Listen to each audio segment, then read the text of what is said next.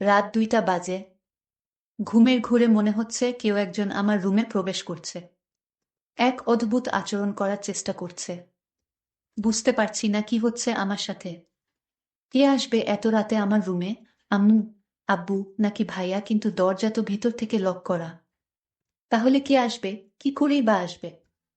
ঘুমের ঘোরে চোখ খুলতেই পারছি না। অনেক কষ্টে চোখ খুলতেই দেখলাম একজন লোক পালিয়ে গেল। ড্রিম লাইটের আলোয় আপচা আপচা দেখা যাচ্ছে। ভয়ে চিৎকার করতে মন চাইছে, কিন্তু আমি মনে মনে ভাবলাম এই লোককে, তাকে আমার হাতে নাতে ধরতে হবে। তারপর একদিন আমি ঘুমের ভান করে শুয়েছিলাম।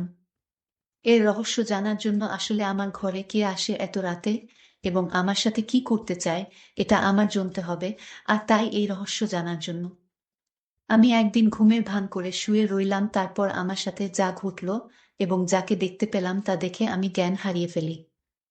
সকালে দরজা খোলা নাড়া শব্দে ঘুম ভাঙল। রূপা, এই রূপা, এখনো উঠিসনি? কটা বাজে? কলেজ যাবি না? উঠে গিয়ে দরজা খুলে দিলাম। আম্মু আমার দিকে চেয়ে বলল, তোর কপালে কি হয়েছে? এরকম ফুলে আছে কেন? তখনই কপালে হাত দিতেই ব্যথা অনুভব করলাম। কালকের ঘটনাগুলো মনে পড়তেই গলা শুকিয়ে গেল। বুঝতে পারলাম না স্বপ্ন নাকি সত্যি ছিল। কিন্তু এতটা ভুল হবে? কে লোকটা ছিল? এরপর কি হলো কিছুই তো মনে নেই।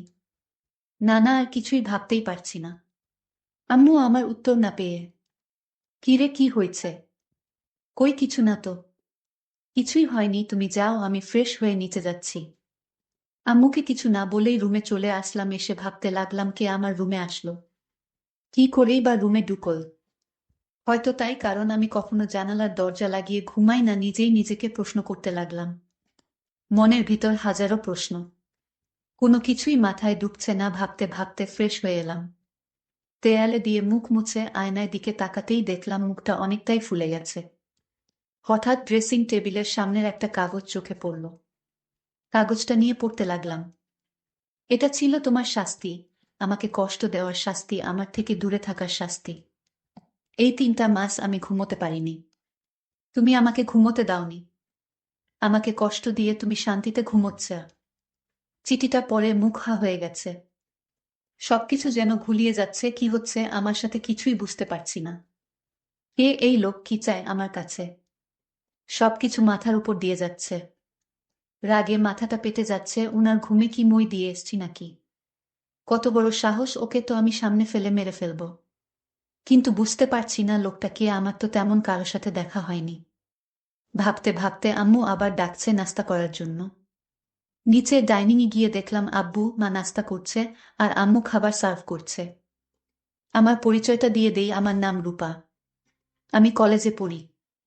আমি খুবই শান্ত একটা মেয়ে বললে ভুল হবে, একটু একটু দুষ্টুমি করি। আমাদের সিঙ্গেল পরিবার, বাবা মা, ভাইয়া আর আমি।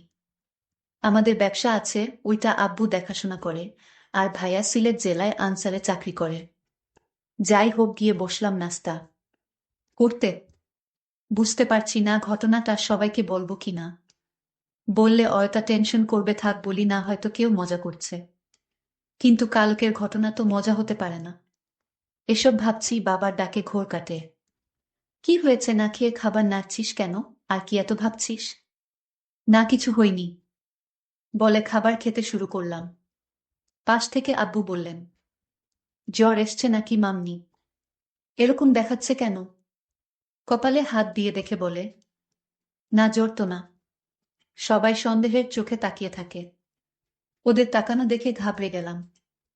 আরে আজব, জ্বর আসবে কেন? ঘুম থেকে উঠছি তো, তাই এমন দেখাচ্ছে। কথাগুলো বলে দ্রুত খেয়ে চলে আসলাম। রেডি হয়ে কলেজে চলে আসলাম। বাবা ড্রপ করে দিল। কলেজে গিয়ে আমার বেস্টু আয়শা আর রিফা এর সাথে দেখা হলো। কালকের ঘটে যাওয়া ঘটনার সবকিছু খুলে বললাম। আমার কথা শুনে হেসে বলে, হয়তো স্বপ্নে দেখেছি।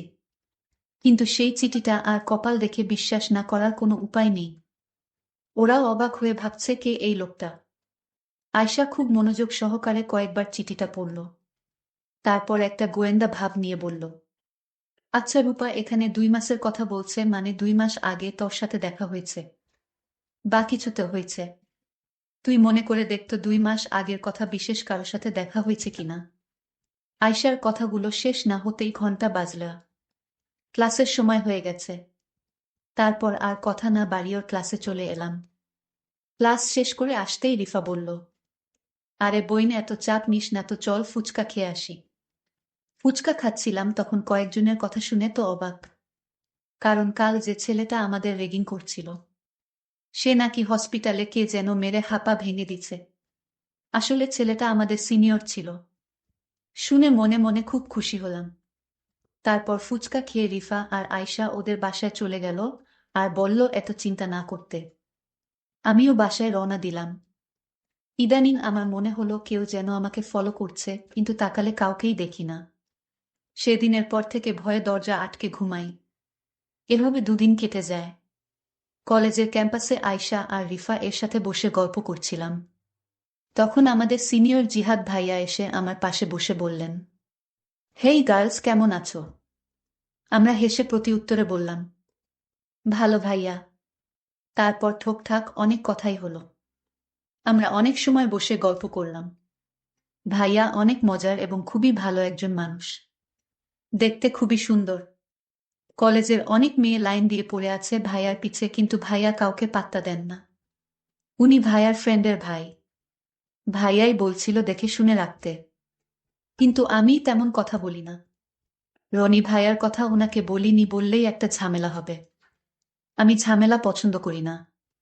তারপর উনার সাথে কথা বলতে বলতে আমি উঠে বললাম, তোমরা কথা বলো, আমি একটু আসছি। বলে চলে আসলাম। রুটি খেয়ে চলে আসতে যাব তখন কেউ একজন এসে আমায় বলল। লোকটার খুব রেগে বলল, তোমার সাহস কি করে হয় তুমি ওই ছেলের সাথে হেসে হেসে কথা বলো? আমি কিছুই বুঝতে পারলাম না। বললাম, আমি যার সাথে ইচ্ছা তার সাথে কথা বলবো, আপনার কি সমস্যা? আপনি কে বলার? সাহস তো কম না শুনুন। লোকটার মুখে মাস্ক পরা, খুবই চেনা চেনা লাগছে। কিন্তু লোকটাকে চেনার কোনো উপায় নেই। লোকটি বলতে লাগলো, কেন ভয় পাচ্ছে কেন? অনেক কষ্টে তোমায় খুঁজে পেয়েছি, আর হারাতে দিব না। উনার কথা শুনে ভয় করছে, আবার রাগ ও লাগছে। আপনি এখানেও চলে আসছেন আমাকে মারতে। তার মানে সেদিন রাতে আপনি আমার রুমে এসেছিলেন আমাকে মারতে। তো না মেরে আমার সাথে দুর্ব্যবহার করার সাহস হয় কি করে হলো? বজ্জাত ছেলে। মেয়েদের দেখলেই কথা বলতে করতে মন চায়। আর করবেন নাই বা কেন? মানুষকে মেরে ফেলাই তো আপনার কাজ, এটা আর কি এমন বিষয়? তো মেরে ফেলেন আমাকে এখনই। শাহিন, এভাবে পিছু করার তো কোনো মানেই হয় না। চোখ বন্ধ করে কথাগুলো একদমে বলে ফেললাম। চোখ খুলতেই উনার চোখের দিকে তাকিয়ে আতঙ্কে উঠলাম। রাতে আমার রুমে এই লোক যায়, কিন্তু তাকে ঠিক চিনা যাচ্ছে না। কিন্তু এই লোকটিকে চেনার জন্য আমি প্রতিদিন রাতে ঘুমের ভান করে শুয়ে থাকি, কিন্তু ইদানিং আসে না। আপনাদের 2 মাস আগের কিছু কথা শেয়ার করে নেই, তা না হলে আপনার কিছুই বুঝবেন না। 2 মাস আগে কলেজ ট্যুরে 2 দিনের জন্য সিলেট গিয়েছিলাম। ওইখানে গিয়ে প্রথম দিন ভালোই কাটে, কিন্তু বিপত্তি ঘটল। দ্বিতীয় দিন সবাই পাহাড় ঘুরে ঘুরে দেখছে। আমি, আয়শা, রিফা আমরা গল্প করছি আর ঘুরছি। তখন আয়শা আর রিফা ছবি তুলতে ব্যস্ত। পাহাড়ে ঘুরতে ঘুরতে এক পর্যায়ে ওদের থেকে অনেক দূরে চলে আসি। একটা জায়গায় আসতেই যা দেখলাম তাতে আমি অবাক হয়ে হাঁ করে তাকিয়ে থাকলাম। একটা ছেলে হাতে বন্দুক তাক করে আছে, সামনে একটা হাত বাঁধা লোকের দিকে। ছেলেটার সাথে আরো অনেক ছেলে, তাদের হাতে দা ইত্যাদি। এসব দেখে ঘাবড়ে যায়। ছেলেটা একটা লোককে মারল চোখের সামনে। এমন ভয়ঙ্কর দৃশ্য দেখে জোরে চিৎকার দিয়ে উঠি। তাতে লোকগুলো আমায় দেখতে পেয়ে যায়। কিছু না ভেবেই ভয়ে দৌড় শুরু করি। ওই ছেলেটি বাকি ছেলেগুলোকে বলা কথা কানে বাজল, লাশটা পুঁতে ফেল, মেয়েটাকে আমি দেখছি। বলে বন্দুকটা কোমরে গুজে আমার পিছনে ছুটতে লাগলো আর বলল, এই মেয়ে দাঁড়াও বলছি, দাঁড়াও। কিন্তু এই লোকটাই আমার ঘরে রাতে ঢুকতো, আপনাদের বলে রাখি। কিন্তু এই লোকটাকে এটা আমি এখনো জানতে পারিনি। কিছুটা আন্দাজ করতে পারলাম তার ছায়াটা দেখে। আমার মনে হলো এই লোকটাই আমার রুমে আসতো, কারণ তার ছায়া আমার দৃষ্টিতে বেঁধে গেছে। আমি আয়শাকে বললাম, এই যে লোকটিকে দেখতে পাচ্ছিস, এই লোকটার মতোই আমি যাকে আমার রুমে দেখতে পেয়েছিলাম। তুই এটা বুঝলি কি করে? ওর ছায়াটা আমি দেখতে পাই হালকা আলোতে। এই লোকটাই হবে। বলে রাখা ভালো, আমার বড় ভাই ব্যাটালিয়নে চাকরি করে সিলেট জেলায়। আমার আর যে লোকটা অন্য একটা লোককে মেরেছিল সে আর কেউ না, সে হচ্ছে আমার বড় ভাই। কিন্তু সে আমাকে দেখতে পায় না ভালো করে। আমাকে চিনতেও পারল না। আমি ঠিকই তখন চিনে ফেলি। আমি মনে মনে ভাবলাম আমার বড় ভাইয়া এমন পাষাণ হয়ে গেছে যে কিনা মানুষ হত্যা করে। আমি এই কথা ভাবতেই আমার খুব খারাপ লাগলো এবং ভাইয়ার প্রতি ঘৃণার জন্ম নিল। এসব চাকরি যারা করে তারা নাকি পাষাণ হয়ে যায়। আমার ভাবতেই অবাক লাগছে। যাই হোক, আমরা একদিন ট্যুরে ঘোরাফেরা করে বাড়িতে চলে আসলাম। আমি কিছুতেই ভাইয়ার মানুষ মারার দৃশ্যটা ভুলতে পারছি না। এসব ভাবতে ভাবতে ঘুমিয়ে পড়লাম। হঠাৎ আমার রুমে পায়ের আওয়াজ শুনতে পেলাম। আমার কপালে কে যেন হাত রাখল। 2 দিন ট্যুরে থাকায় তেমন একটা ঘুম হয়নি আমার, আর তাই বেহুশের মতো ঘুমাচ্ছিলাম। তাই কিছু বলতে পারিনি। হঠাৎ যখন অনুভব করলাম আমার রুমে কেউ এসেছে, তখন চোখ খুলে দেখি কেউ নেই, কিন্তু পায়ের চিহ্ন রয়ে গেছে ঘরে। পায়ের চিহ্নটা আমার খুব পরিচিত মনে হলো। আমার মনে হলো সে আমার পরিবারের যে কেউ হতে পারে, কিন্তু কে সে এটা এখন পর্যন্ত জানতে পারলাম না। আমি এই কারণে শান্তিতে ঘুমাতে পারি না। এটা কি আমি স্বপ্ন দেখি নাকি বাস্তব তাও বুঝতে পারছি না। আমি এখন থেকে ভাবলাম আজ থেকে সারাদিন ঘুমাবো, সারা রাত সজাগ থাকবো। মানে ঘুমের ভান করে থাকবো আমি তাকে হাতে নাতে ধরতে চাই। সে কেন আমার ঘরে আসে, আমার কাছে কি চায়, এটা জানার জন্য আমার মনে একরকম হতাশা তৈরি হয়ে গেল। আমি আমার পরিবারের অর্থাৎ মা, বাবার সাথে বিষয়টা শেয়ারও করতে পারছি না। শেয়ার করব তখন যখন এর রহস্য আমি জানতে পারবো। তো পরের দিন সকালে কলেজে গেলাম, তারপর আয়শার সাথে আজ রাতের ঘটনাটা শেয়ার করলাম। আয়শা আজ রাগান্বিত হয়ে বলল, দুরু তুই কি বলিস, এসব স্বপ্ন বাদ দে। এগুলো শুনতে আর ভালো লাগে না। এগুলো স্বপ্নেই হয়, বাস্তবে হয় না। আয়শা, তুই যাই কস না কেন, তুই দেখে নিস আমি 2-3 দিনের ভিতরে আমি তাকে হাতে নাতে ধরব। তুই ওয়াট করো। তারপর কলেজ থেকে বাসায় ফিরে শুনতে পেলাম আমার ভাইয়া বাড়িতে আসছে। কারণ 4 দিনের ছুটি নিয়ে আসছে। আমার জন্য অনেক গিফট নিয়ে আসছে। আমি বাড়িতে প্রবেশ করতেই আমি ভাইকে দেখি দরজার সামনে দাঁড়িয়ে আছে। আমি কাছে গিয়ে বললাম, ভাইয়া কেমন আছো? কিন্তু মনে মনে ভাইয়ার জন্য ঘৃণাও কাজ করে, কারণ ভাইয়া এখন মানুষকে মানুষ মনে করে না। যাকে থাকে ধরে মারধর শুরু করে দেয়। এটা তো আমি ট্যুরে গিয়ে দেখতে পেলাম। কিন্তু ভাইয়ার শরীরের একটা পারফিউমের গন্ধ পেলাম। আমার রুমে রাতে যে আসতো তখন একই পারফিউমের গন্ধ পেলাম। আমার যেন ভাইয়াকে সন্দেহ হতে লাগলো। কিন্তু ভাইয়া আমার ঘরে কেন আসবে? আবারও মনকে প্রস্তুত করলাম, রাতে ঘুমাবো না। আমি ঘুমের ভান করে থাকবো, দেখব কে আসে আমার রুমে এবং কি চায় সে। ঠিক প্ল্যান মতো আজও ঘুমের ভান করে শুয়ে রইলাম। রাত যখন প্রায় 2টা বাজে তখন আমার রুমে জানালা দিয়ে আমার ঘরে প্রবেশ করলো। আমি চোখ বুজে রইলাম। তারপর ধীরে ধীরে কাঠের পাশে বসল। আমার গলায় 2 লক্ষ টাকার স্বর্ণ দিয়ে তৈরি আমার গলার হার। যখন লোকটি আমার স্বর্ণের গলার হারে ধরে চুরি করে নিতে চাইল, তখন আমি ভয়ে কাঁপছিলাম, কিন্তু সাহস করে নড়াচড়া করিনি। তখন লোকটি হারটা টান দিয়ে ছিঁড়ে পকেটে নিল, আর তখনই আমি তার শার্টে ধরে চিল্লাতে লাগলাম, চোর চোর, কিন্তু সে আমার মুখ চেপে ধরল।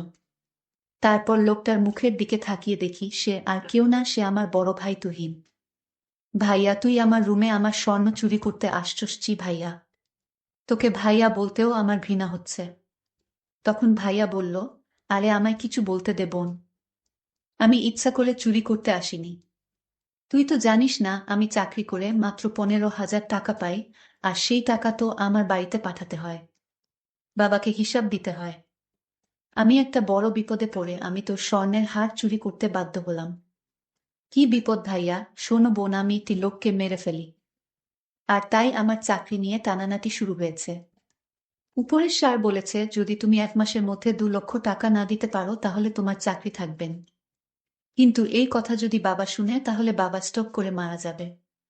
আর তাই আমি কাউকে জানাইনি। আর তোকে বললে তো তুই বলে দিতে। আর তাই টাকা ম্যানেজ না করতে পারায় আমি আমার নিজের ঘরে চুরি করতে আসলাম বোন। এখন তুই চাইলে আমাকে পুলিশে ধরিয়ে দে। ভাইয়ার কথা শুনে আমি অবাক। তুমি আমার কাছে যদি চাইতে তাহলেই তো আমি তোমাকে আমার স্বর্ণ বিক্রি করে টাকা দিতাম, চুরি করার কি দরকার ছিল? আরে পাগলি, আমি যদি তোকে বলতাম মানলাম, তুই আমাকে বিক্রি করে টাকা দিতে আমি মানলাম।